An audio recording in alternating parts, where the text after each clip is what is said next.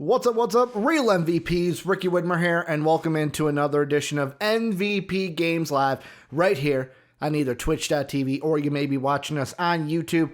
I am joined, and before I say who I am joined with, I gotta hype this one up because I have had him muted the entire time because we have, over the course of the last couple months, even I think it's the last month, we have had additions to Soapy. We got him a laptop, so he's no longer using his phone. Today, we make another new addition. So I want you guys to get up on your feet. I want you guys to stand in ovation and clap, because I am joined with my new voice, my new beautiful co-host, Soapy Muffin 2.0. Hey! Yeah, you sound a little bit different there, bud. Yeah, dude, I'm actually clear this time. A lot clearer. I'm still wearing like the headphones themselves from the mic, but hey, I wear my headset. Why now? I wear my headset. But yeah, we got you the Yeti mic today. You got the black one, right? Yeah. Okay. For a second, I was like, yes, shit, sir. Can you not hear me anymore? Now we just need to get you the last update, which is getting your beautiful face on camera. I don't know about beautiful, but So he's like, I don't know about that. We got to get you that also because you've been planning these special videos that I'm not going to spoil like I spoiled the new microphone. But Soapy's got a lot of ideas for videos that he wants to do, but he can't do them until we get him the camera. Or was it the mic that you were needing? it was the mic that I needed. Oh, okay. It was the mic that you were Because needing. I don't know for the videos I'm doing if I'm going to show my face. Mostly because I don't think people want to see some fat fucking loser sitting here talking about videos. Yeah, and Mad Rogue even says Who Mike knows? sounds a lot better. Soapy got a full gear upgrade. Yeah, basically. Got you that blue item instead of that. What would you say? Would you say the microphone you were using, if we're going to go in, I'm going off of WoW terms, like a green is uncommon, a blue is rare. Would you say you were using an uncommon, or were you using a common item? Were you using a white item or a green item?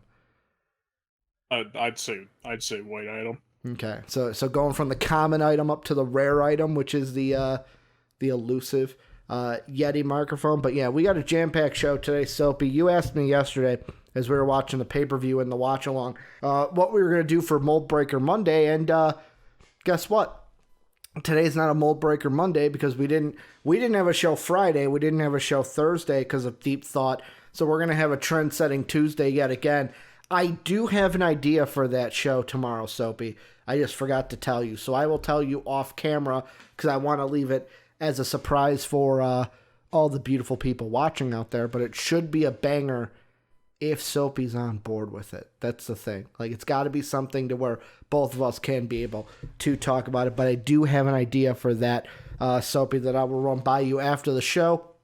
But we got a jam-packed show talking more Cyberpunk, talking Overwatch and BlizzCon, talking Back for Blood, and then we're going to end the show with some Fable 4 news. Before we get into everything, though, let's get through the housekeeping. Number one, if you're not a part of the greatest community on the internet, go ahead and do that right now. The Discord for MVP. That link is down below if you're on YouTube, or !Discord gets it into Twitch chat if you are on Twitch right now. So go ahead and join that today if you are not in it already. Great conversations happening every single day in a litany of topics in that Discord. If you want to support us, patreon.com/MVPvids. That's how you go ahead and do that. Again, link down below if you're on YouTube, or !Patreon. Get you that link. Almost said !Discord again, which would have not have been well.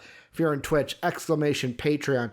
Get you that link. We're on Twitch every Monday through Friday. Twitch.tv/MVPvids. But we are also on YouTube at MVP Entertainment as well. Soapy, like I said, we've got a litany. I think that's my new favorite word of the day. Litany of drama/news going on with Cyberpunk 2077. So most of the show, the first probably 30 minutes of this show, is most likely going to be Cyberpunk. And the first thing, this is from Friday this happened, or I should say Thursday night, everyone was talking about it on Friday, is that Sony made the ultimate power move where they didn't just say they were going to give refunds for the game. Microsoft has already said the same thing today, that they are going to offer full refunds for the game also for people who want it.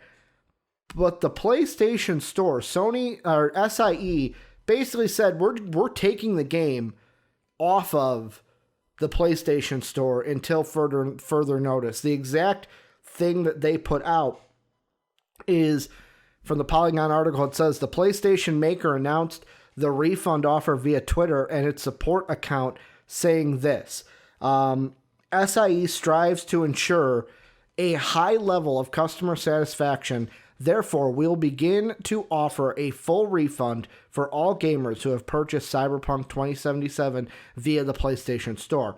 SIE will also be removing Cyberpunk 2077 from the PlayStation Store until further notice. Once we have confirmed that you purchased Cyberpunk 2077 via the PS Store, we'll begin processing your refund. Please note that completion of the refund may vary based on your payment method and financial institution. Soapy, the question I want to ask you to start this is, how big of a deal is this? I mean, it kind of feels like a dumb question, but I'll ask it. How big of a deal is this for the Cyberpunk 2077 drama, where we've talked about everyone being upset about the game before, but now we actually have someone like PlayStation saying, you know what, fuck it. It's a bad game. It's got all this kind of, negative review around it and negative drama. We're just going to take it off the store until it's better for you. I mean, I think it's a rather big deal. Oh, I do want to clarify. Sorry if you guys hear me sniffling in between. I am sick right now, so do want to specify that. Of course, I get the new microphone and I get sick. Give it to me. But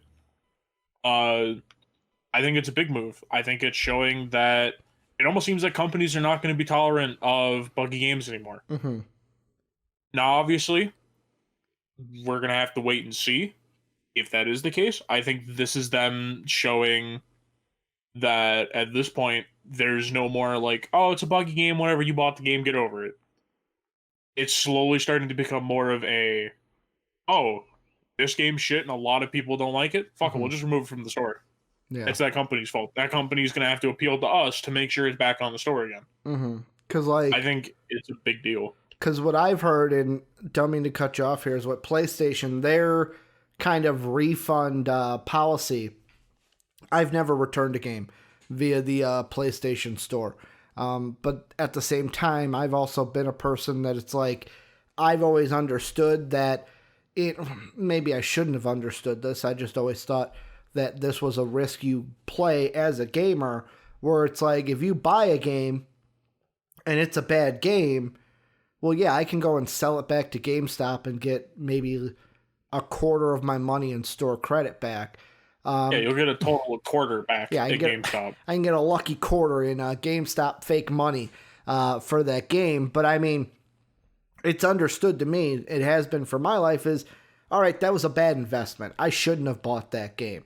There was no like going back to Best Buy and going like, hey, I don't want this game. I know there were some retailers that it's like, hey, if you don't like it within the week, you can always come back and return it. But like by the time I was like, wow, this is a really shitty game, it's always been past that kind of time. Sony was totally on the other side, where they were, hey, you've played this game for about 20 minutes since buying it off the store. It's yours. We don't do refunds. So this is kind of them backtracking on their own kind of policy that they've done, where many people have played this game for more than 20 minutes. And like, for me, I look at this and I go, how bad does a game have to be? And I know I brought up to you that some other podcasters, numerous podcasters I've watched about this topic, have brought up, for example, the Anthem debacle when it comes to Cyberpunk. You bring up the Fallout 76 launch and how those were two games that people were heavily critical of when they came out. Does Cyberpunk 2077 now trump both of those because of the fact that a company like Sony said we're taking it off the store, even if it was just for a short time. As I know, Twitch chat Mad Rogue says that it may be already back on the PlayStation Store. I haven't seen anything about that. No matter what, though, Sony did take it off. Does that kind of set the precedent with how bad this whole release has been for Cyberpunk 2077? And dude, every background sound just wants to get involved right now, dude. I'm sniffling. My dog decides to start barking. Dog's not as loud, though, I will don't say. think it trumps 76 or Anthem, and it's simply because that sucked on every platform. Mm-hmm. No, I'm agreeing with you. I said, Like, Oh, okay. Yeah, I don't think it trumps it at all, and it's simply because both those games sucked on every platform they launched on. Mm-hmm. I think it's... I don't want to... I'm trying to think of what game to actually compare this to. I think the reason that some people may view it as like, oh, it trumps it, is because Cyberpunk is bigger than both of those games combined. Like, the hype for 76 was, oh, it's Fallout. The hype for Anthem was, we saw this game like 2 years ago and it's made by BioWare. Mm-hmm. So you combine the two, it's like, that's like 1/4 the size of Cyberpunk's hype.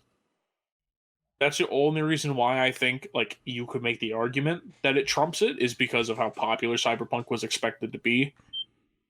But, once again, I think comparing it to games that one of them is still barely fucking playable in Fallout 76, and the other one is slowly becoming good, but it took like 2 years after it came out, I would say I'd compare it more to the launch of a game like The Witcher, aka, wow, another CD Projekt Red game. Like, it's one of those things that, like, yes, it's buggy at launch. It's one of those things that we talked about this before of, like, should they just keep delaying it? And I was on the side of they should have, because obviously if it's not ready for launch, you should have delayed it. Obviously, my opinion's changed a little bit. I am more critical of CD Projekt Red. Like, yes, there were people threatening to pull their money out of the investment and everything. They also wanted to cash in on the Christmas season. So obviously, you know, that's fair. Yeah, and I mean, Mad Rogue brings up a good point in Twitch chat. He says expectations for Anthem and Fallout where so when you say nowhere near Cyberpunk was, I agree with you in the sense of Cyberpunk out of all three had the most expectations. However, I feel like if you're going to be able to compare it to any of the two, it fits more closely to Anthem because there was a lot of hype around Anthem. Like, I remember it wasn't just like Dave Oster is hyped on Anthem, and that's the only way Ricky heard about it, because usually Dave gets hyped about a game, and then that's how I get hyped about a game, because he's hyped about the game also. Anthem had hype to it. Now, am I saying that it was more than Cyberpunk? No, but it was still a highly hyped up game. The only difference between Anthem and Cyberpunk, and this might have been the thing to kind of kill some of the hype with Anthem, where this didn't kill the hype at all with Cyberpunk. It's like the article, I'll pull it up here, where, let's see, because there's news from the New York Times that CD Projekt Red could face a class action lawsuit over misrepresentation, and in the IGN article, it says the controversy begun when the first embargo for Cyberpunk 2077 reviews lifted. Outlets, including IGN, only received the PC version of the game and weren't allowed to initially show footage captured during the review process. Following the game's release on December 10th, 2020, major problems were reported by those playing Cyberpunk 2077 on base PS4 and Xbox units, and warnings were issued for a possible seizure-inducing sequence. So, like, for me, the reason why I would say Anthem and Cyberpunk were different is, yet again, the reason for this lawsuit is many people might be thinking, hey, CD Projekt Red knew this game was not anywhere near they wanted it to be when they put it out for reviews. But yet again, like, we don't know the details. We're assuming it's because investors wanted them to push it, which seems like it's probably true. but yet again, we don't know all the details. The second thing, though, is by putting it towards like, hey, you can't show gameplay, we're going to kind of limit what you can show and what you can say about it. That was because they didn't want hype to be killed with it, where I feel like with Anthem, I was hearing a lot more things. Like, for example, I remember distinctly Force Gaming, who I used to watch a lot of during the Anthem release. He was actually invited. EA brought in a bunch of influencers. They got to play Anthem. And yeah, it was more closely to the date of Anthem coming out. I remember him talking about it, saying like, hey, I got to play this game early, and hey, I was shocked at how not so good this game was. And yet again, he kind of flipped it towards like, I hope that the actual launch game is different because we were playing a kind of first version of the game. He went into that explanation. But yet again, that's why Anthem, I think the if I can speak, expectations were different, because those reviews early on might have killed a little bit of the hype, where Cyberpunk, they hit everything, so the hype wasn't killed. Oh yeah, no, and I think that ties into it as well. I've honestly, like, I do view it as CD Projekt Red is going to definitely get a lot of shit for hiding the problems with the game. Obviously, once again, they may not also have expected the console version to launch this poorly. Like, this could have been a situation where they thought that the console version and PC version were like toe to toe, and they may not have expected that, oh, hey, this game sucks on console, but it's good on PC. Like, there's a very strong chance that they may have finished the console version first and then went to the PC version, and then in development they may have changed something that they didn't consider for console. Like, I'm not trying to give CD Projekt Red a pass. You know, I don't want to be a cyber S word because I can't, say the word anymore because you get in trouble. But I think there's the chance that something may have changed when they changed something for the PC version that possibly messed up the console. Yeah, it could have. Obviously, once again, and going with the class action lawsuit thing, yes, it seems like it's going to happen. They're going to get around it. It's a company with a legal team. If we've seen legal teams before, they can get companies out of anything. Because either they'll either pay and just have the whole thing swept under the rug, or they will have the defense of, well, we never promised to show console gameplay, and then boom, just like that, you don't really have a case anymore. The other thing that I'm going to throw out here, and this is, I've seen this on, so Friday I listened to the Kind of Funny Games daily podcast that they do. Greg Miller and Imran Khan, I think it was, talked about this exact thing. I bring it up because they talked about it. Polygon has an article that is kind of linked towards this same discussion that I'm going to bring up of the Polygon article says, it's an analysis piece, and it says, CD Projekt has blown years worth of goodwill in a week. There's also another article from IGN that's more news-based that apparently, I'll just read it, as reported by Bloomberg, frustrated and angry staff questioned CD Projekt Red management during a recent internal video meeting and asked questions related to unrealistic deadlines, the mandatory crunch, and much more. This meeting took place before Sony's announcement that it would be not only offering refunds to those unhappy with the game's performance, but that it would be also removing the game from its PS store indefinitely. When asked about the crunch, the director said they were planning on improving production practices, but didn't go into detail on the steps they would take to make it happen. Also brought up was CD Projekt Red's comments back in January 2020 that Cyberpunk 2077 was complete and playable despite the game's delay. The board answered that it would take responsibility, and that kind of asks the question of, has this game release for CD Projekt Red tarnished their image to where when they go to make a new game, when they go to give us, let's say, Like Witcher 4 might be different because some people may say like, oh, it's a Witcher game. Like they're good with Witcher. But if they go to make a new game and they go to make it hey, we want to then bend the limits of this part of gaming, are people, and I kind of feel like people remember things like this, that there will be a lot of people that go, no, I was burnt once. Hell, I'm a guy, I haven't played Destiny because what did Destiny do? Destiny burned me. Not once, but twice. The second time was my fault because I let a friend, oh yeah, we're going to play Destiny with you, and then fucking never played Destiny 2 with us.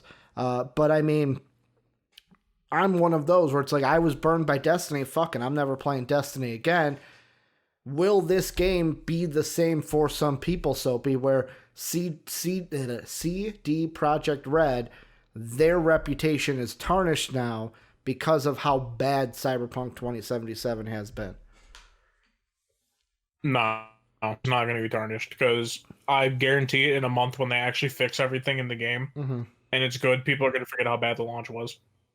Okay. Because I bring this up every time we've brought up Cyberpunk. We need to stop having selective memory and remember, Witcher launched like a complete and utter shit pile. And it ended up being one of the best games of all time. Is this going to turn into No Man's Sky?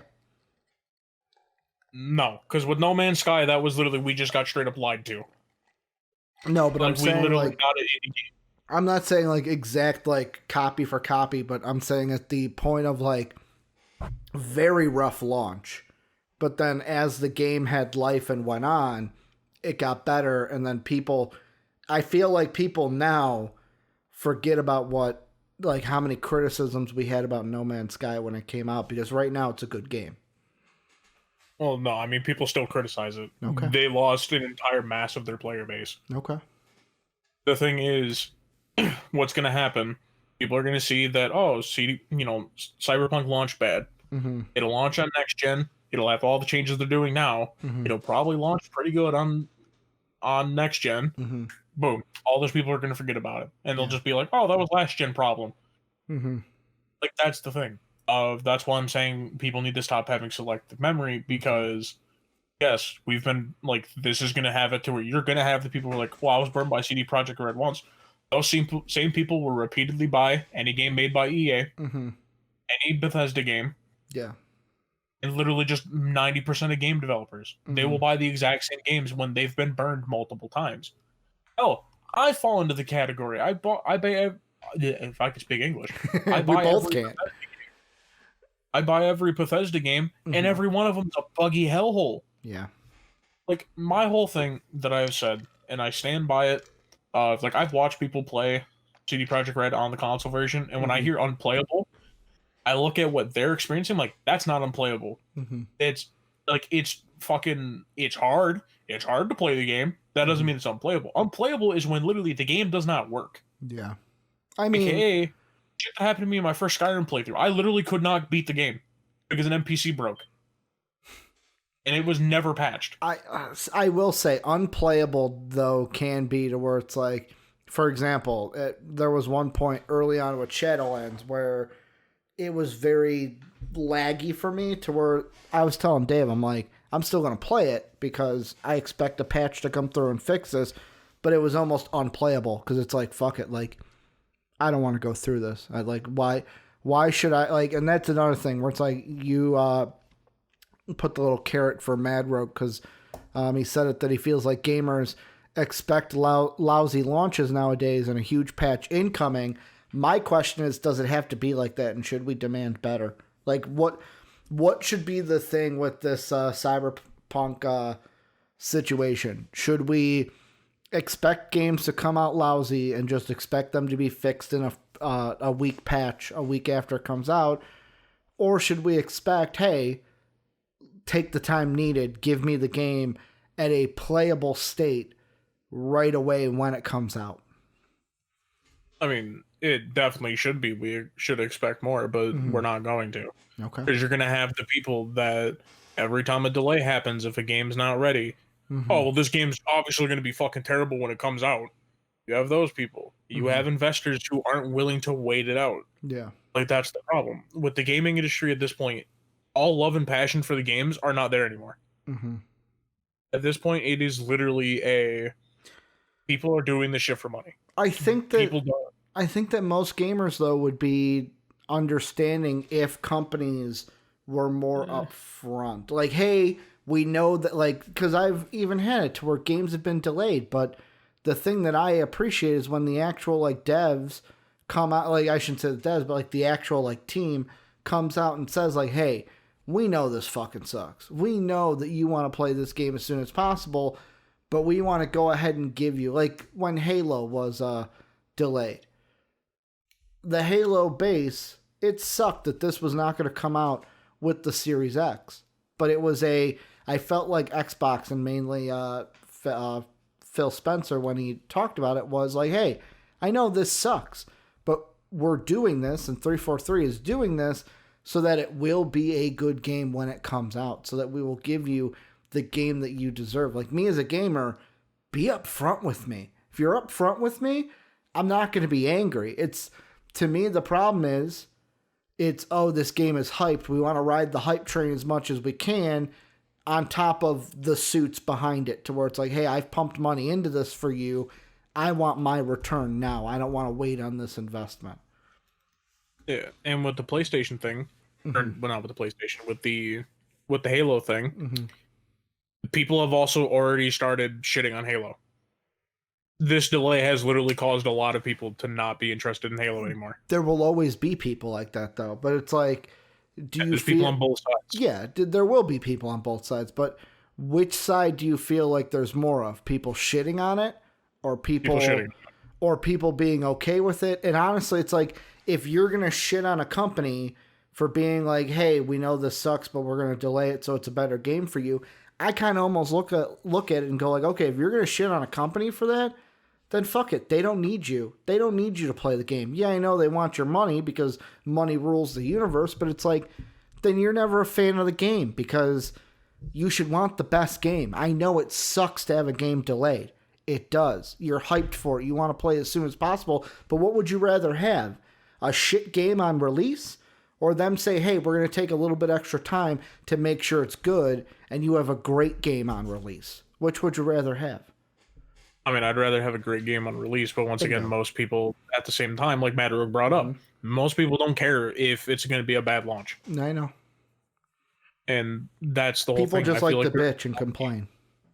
Yeah, I feel like there's more people in gaming right now that just go out of their way to just shit on a game if it gets delayed, because it's one of those things that we have been conditioned as gamers of, hey, if this gets pushed back, it's not ready. And obviously some people, like, that's where the pessimistic and optimistic people kind of come in. I feel like there's a lot more pessimistic people in the world of where they're going to be like, well, the game's going to be shit when it comes out, because if it wasn't ready and they've had this long to develop it, what's an extra couple months going to do? I'm going to ask this, and maybe we do this. That's the thing of looking at it optimistically. Go ahead, finish your thought. I don't know, I was just saying that it's like, obviously I feel like there's a lot less optimistic people in the world, and especially in gaming, because people have been burned by games so many times. Of like, you just become pessimistic over time. If someone's like, fuck it, the game's gonna suck in like 2 months, it's gonna be good. Yeah. I mean, the thing I was gonna bring up, and this will kind of be the end of it, this is also, we could branch this off into a Mold Breaker Monday at some point, is the fact, like you say, the whole thing of like, oh, people just expect it, and like, oh, most people are going to shit on this and blah, blah, blah. The question popped into my head is this a negative part of gaming being more mainstream? To where it's like, I feel like nowadays compared to when I was a kid, it was like, when you were a gamer, it was almost like you were in your own little, not like a cult, but like your own little subsection. Like, to be a gamer was like, dude, I'm a fucking gamer. Where now it's like, gaming is more like, there's more casuals in the gaming world. With like the same thing I see with like superheroes and stuff, with the comics and stuff. Like, nerd culture has become more mainstream, in a sense, to where it's like, I almost asked the question of, is this a negative side of nerd culture and gaming culture being more mainstream, to where there's more casuals, so they may not understand it the way that a true gamer does, and they're the ones that are more likely to get outraged when a game gets delayed because all they care about is playing the game ASAP. Yeah. And obviously we could just cover that in the Mold Breaker Monday at some point. Yeah. That thought came into my mind because of what we were talking about, and I just realized I forgot to put up the card for the first one because I'm a dum-dum. So Cyberpunk 2077, we'll see. Hopefully by the time I get a PS5, it's back on the store and it's playable because, I'll probably get that in the year 2035 at the rate everything's going these days. But let's move on. The next thing we're going to talk about is a little Blizzard news, Soapy, and that is Overwatch 2 is going to be at BlizzCon, and this comes from IGN, where the details is basically, let's see, if you're eagerly anticipating Overwatch 2, you're only going to have to wait a few more months, as Overwatch director Jeff Kaplan confirmed.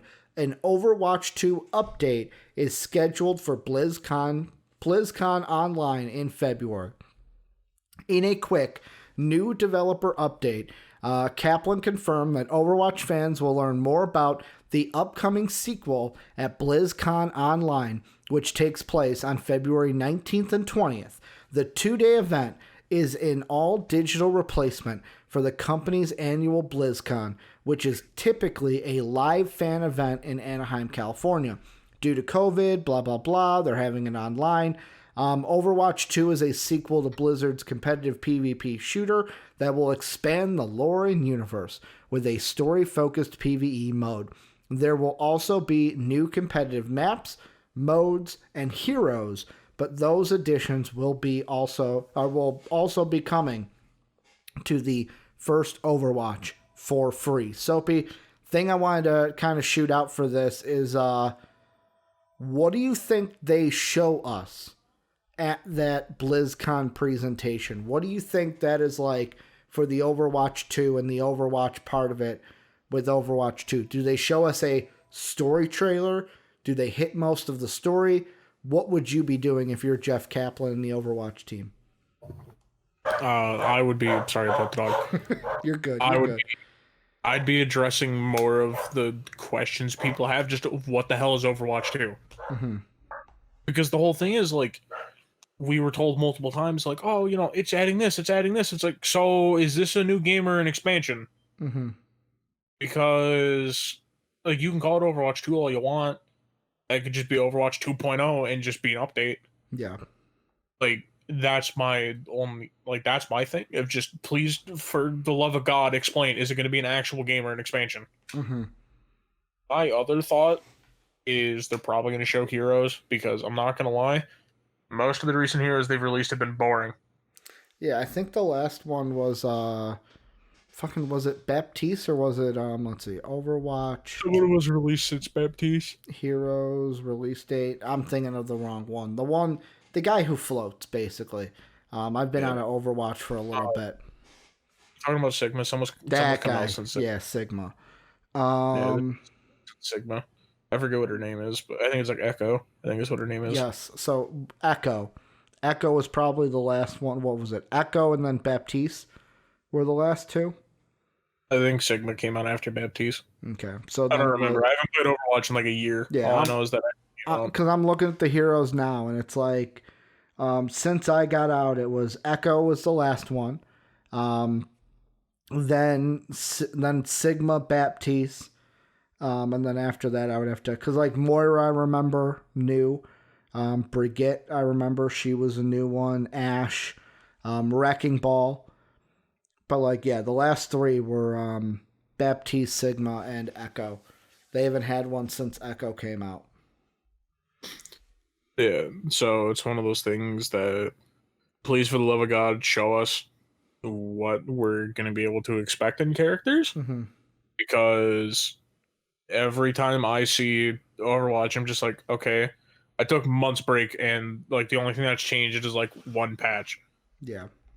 Like, that's my whole issue I have with Overwatch. And that's one of the reasons why I fell out of it was There just wasn't, not like the whole like, oh, not enough content, but like games like that, there need to be constant changes. Yeah. Blizzard can't do the approach that they like to do of like, let's just wait like 6 months, update like one thing, and be like, we put a patch out, we don't know why you guys are mad about it. I mean, I don't know. I feel like the Overwatch team, especially when I was in the Overwatch scene a little bit more, I felt like the Overwatch team was good at always keeping the fan base updated, making changes, even if it wasn't getting a new hero out there, kind of like basically balancing the game so it wasn't too lopsided in one way or another. I think the big thing I want from this is, like you said, number one, is it a new game or an expansion?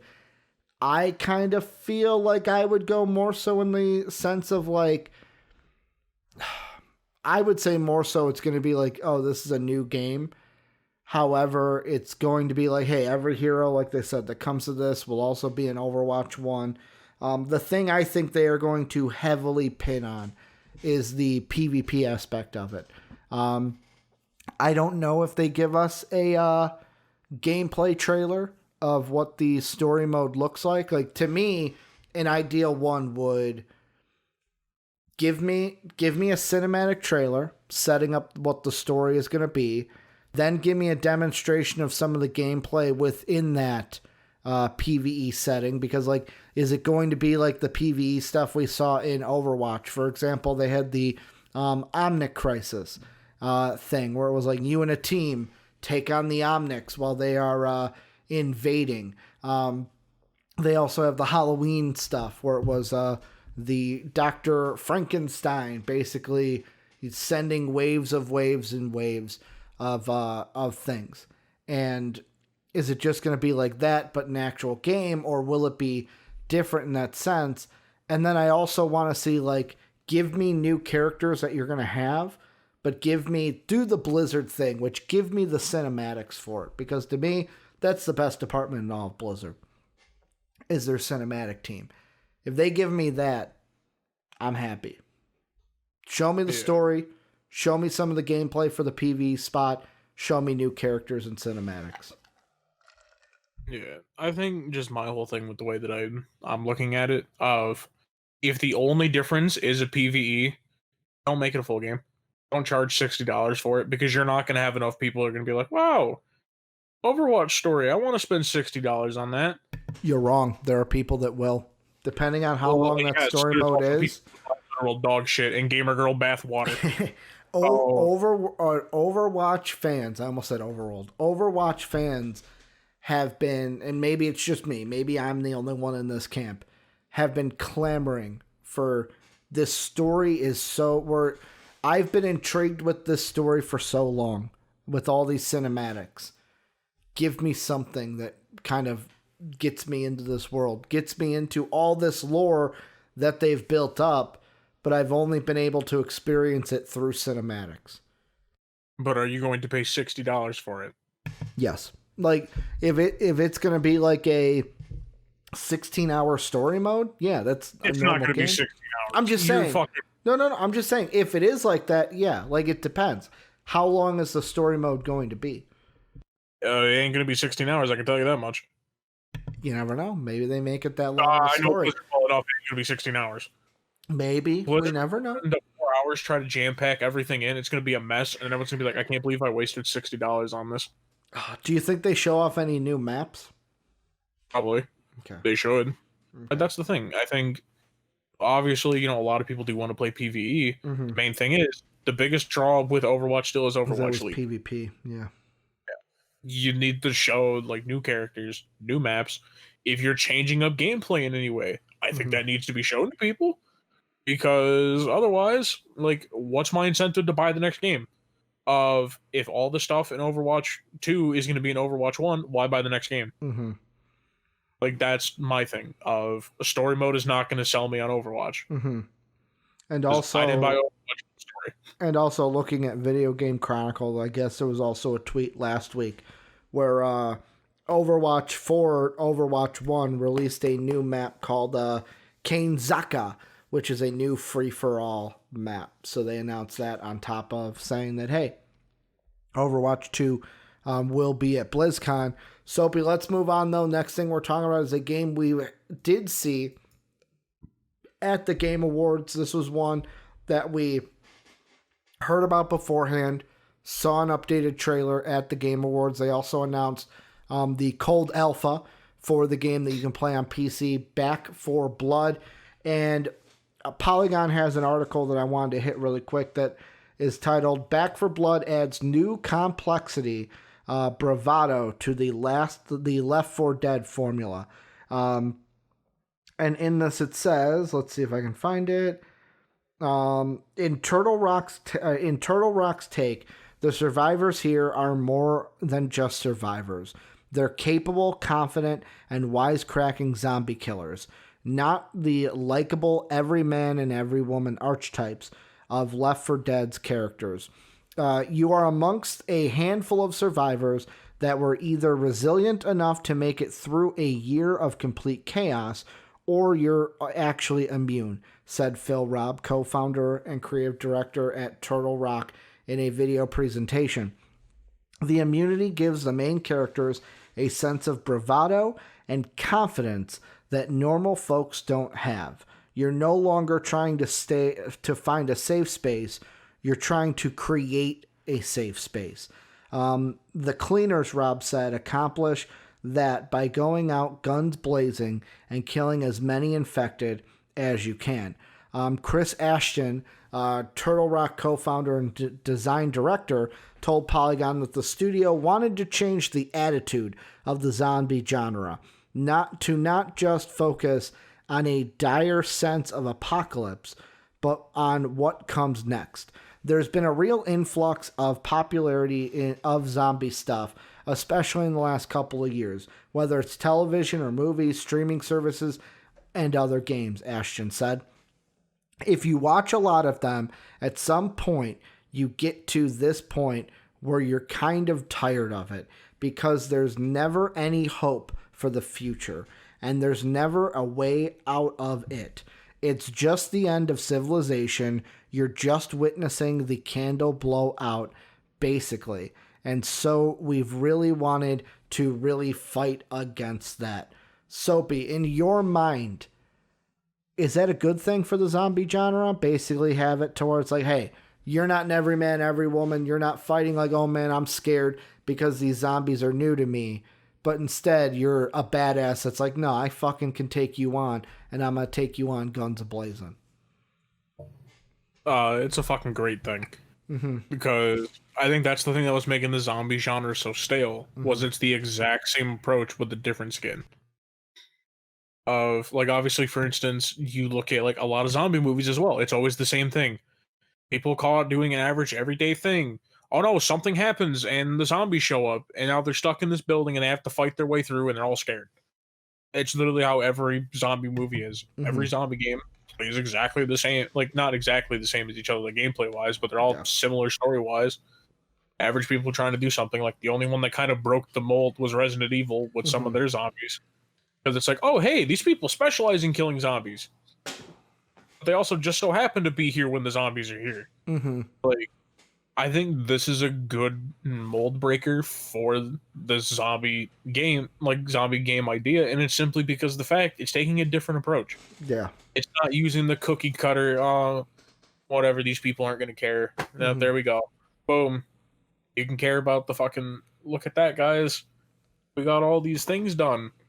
You guys not scared of the zombie no more. You killed like 5 billion of them. You ain't scared no more. Well, I mean, and for me, the thing that not necessarily about the story side of it, the gameplay of it, where most zombie games I've played, like the last one that comes to my mind is Days Gone on the PlayStation.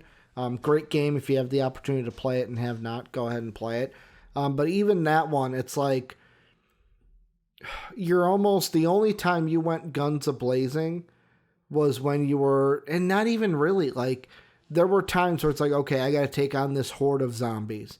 And at first you just try to, like, sneakily, like, pick them off with a sniper. Like, I would have a sniper, and I'd be trying to pick them off one by one to try to just weaken the horde so there's not as many of them.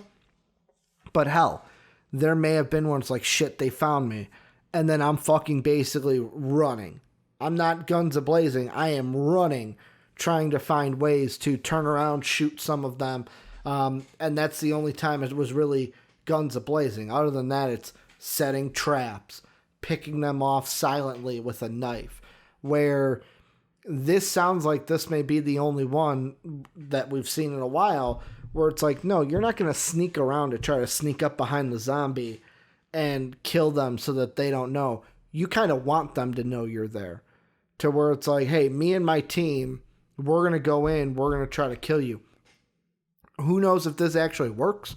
It may actually come out and we go, we play it for a little bit and it gets boring because maybe it's the whole zombie thing in general that we may be bored of. Like he said, he's exactly right where I think it was Ashton from the article said, hey, whether it's TV, streaming services, movies, like ever since The Walking Dead, zombies has kind of been the upgrowing thing. Like I know there was zombie stuff before Walking Dead, but that one kind of raised the popularity of the zombie genre, in my opinion. And maybe this will be a good thing. I think right now it sounds like a good thing because, like I said, most games, I'm trying to think of a game that I played that was a zombie game that did not reward you for sneaking up and killing the zombie in a like stealthy kind of way.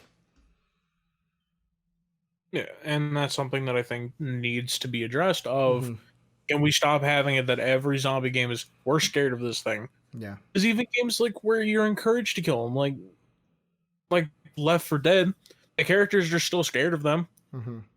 Like you're literally playing people trying to find a way to escape the zombies. That's just the natural human emotion, though, of it. Like that's just that's the natural, like the easy natural, like, oh, that's the human emotion you can grab onto. Yeah, and then we realized that, most of those games fade into the background. But then you also have games kind of like Doom, of where you go against what people would think. Of you see demons, I'm running away from that. No, Doom's like, no, fuck you, get the gun, go get him. What the fuck is the demon gonna do? Doom's like, yeah, get the gun, you got this, kill him. Yeah, like, and then notice, Doom has lasted since the fucking 90s. With some epic fucking guitar solos. Yeah. Dun dun dun dun dun dun. If you take the proper approach and you make your game memorable, surprise, surprise, people are gonna remember it. Yeah, but then it becomes a shitty movie with The Rock. Oh, I mean, okay, we don't talk about movies. That's outside the gaming universe. I know. But yeah, you're right. Like, Doom fucking had that same thing of, hey, I'm gonna fuck... And yet again, I don't know if you really count this as zombies, but, like, I even think of the whole, like, Duke Nukem games, where it's like, Duke Nukem wasn't afraid of shit. Where it was like, basically, I'm gonna fucking, like, guns a-blazing, I'm going in there as Duke Nukem, and I'm gonna blow your fucking head off. Yeah, I don't want to play the fucking sad little scared boy who's like, no, zombie bad, don't bite me, no. Yeah, no one wants to be Duck. Play the guy who's like, no, fuck you, get out of my way, I'm finishing what I came here to fucking do, get over, I'm about to kick ass and chew gum. Or if you fucking say the quote the correct way, the real way should be said, I'm here to eat ass and kick gum. Yeah, and I'm all out of gum. You totally missed my my Walking Dead joke there, unless you plowed right through it. Nobody wants to be Duck, right, Soapy? Fuck Duck, dude. We hate Duck. I go Mold Breaker Monday of how much I fucking hate Duck. Mold Breaker Monday. How much does Soapy hate Duck? But Soapy, last thing we'll get into, maybe this is a shorter but goodie. Maybe it's got a little bit more kind of depth to it. But we got some Fable news. As according to Video Game Chronicle, the writer behind Control is joining the Fable 4 development team as lead writer at Playground Games. Anna McGill announced on Thursday that she'll start work at the Microsoft-owned UK-based studio in 2021. McGill has been in the games industry for 16 years, working as a writer and narrative designer for companies including Airtight Games, Square Enix, Nintendo, Arcane Studios, and ArenaNet. She'll be leaving her current job as lead writer on a special project at Ubisoft's The Division studio, Massive Entertainment. Prior to that role, She was senior writer and narrative lead at Remedy Entertainment, where she led a team of writers through the narrative development cycle for Control. McGill will report into Fable 4's narrative director Martin Lancaster, who was previously the lead scriptwriter for Batman Arkham Knight.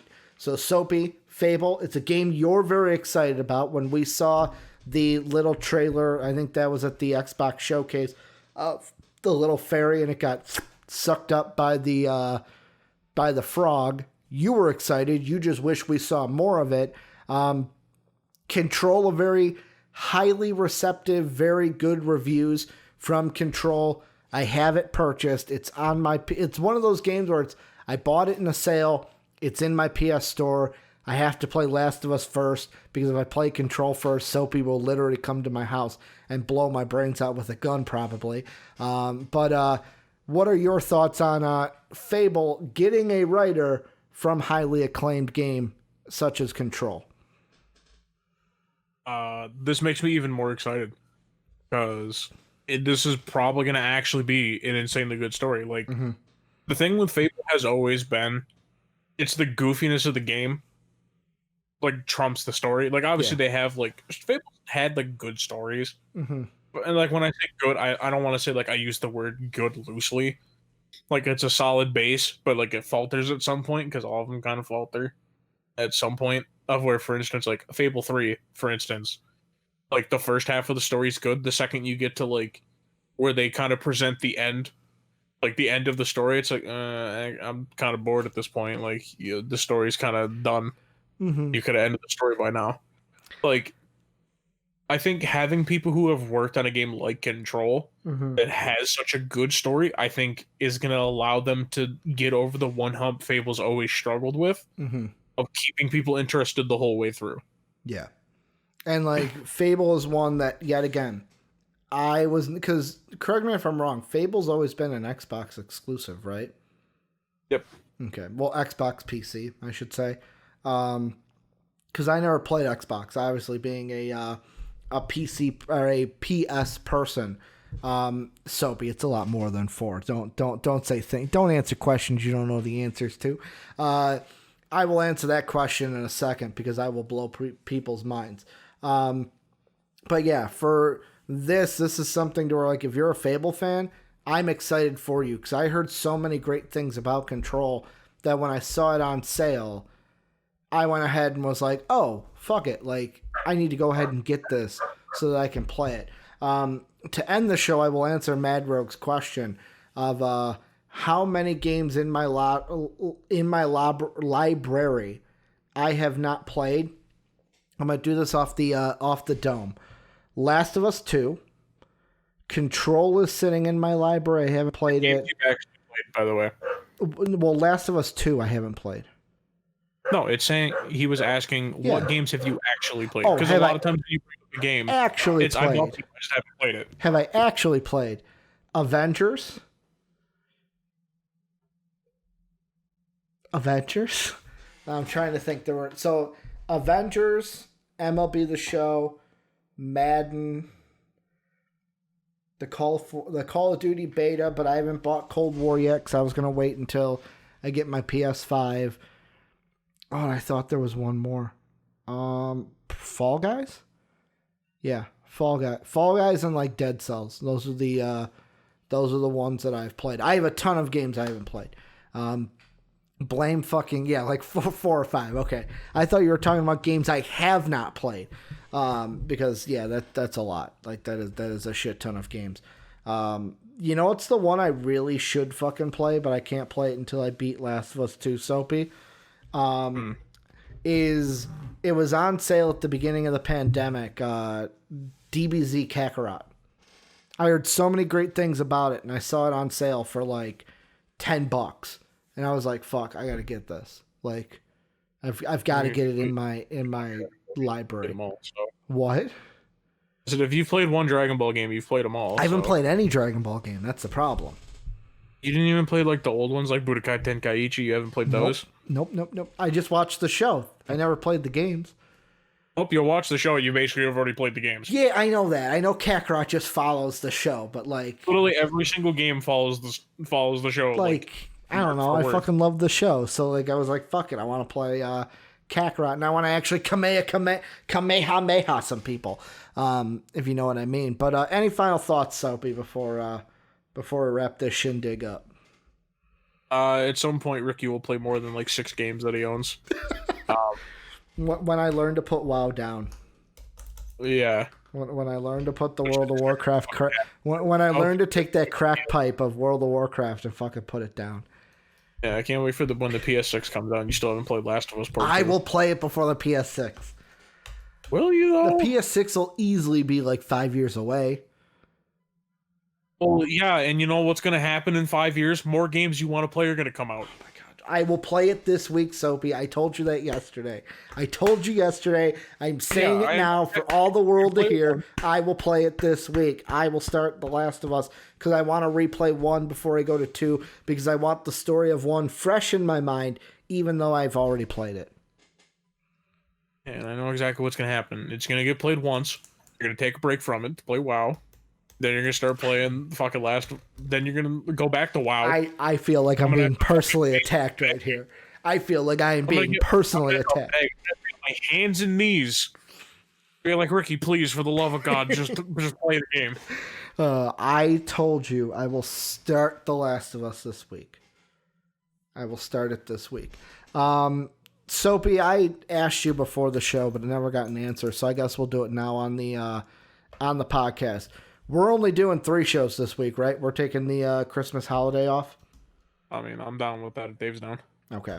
Well, entertainment and sports can do 2 different things. For the entertainment side, Monday through Wednesday will be the shows this week. We will take off Thursday and Friday. So then on Thursday, I can use our time during the show to play Last of Us. How about that? See, now you say that, and it makes me happy. But I know it's not going to turn into that. It's going to turn into you playing WoW. It won't. It won't turn into me playing WoW. Will it, though? I can't promise it, but I can say it. That's the problem. See, exactly. But that's going to do it for us. Remember, join the Discord, the greatest community on the internet if you have not already. Link down below or !Discord into Twitch chat. If you want to support us, patreon.com/MVPvids. That's how you go ahead and do that. Again, link down below, !Patreon into Twitch chat. Pardon me for the little burp. If you want to watch us on Twitch, we're live every Monday through Friday, twitch.tv/MVPvids. But we are also on YouTube at MVP Entertainment as well. Soapy and I will be back tomorrow for a trend-setting Tuesday.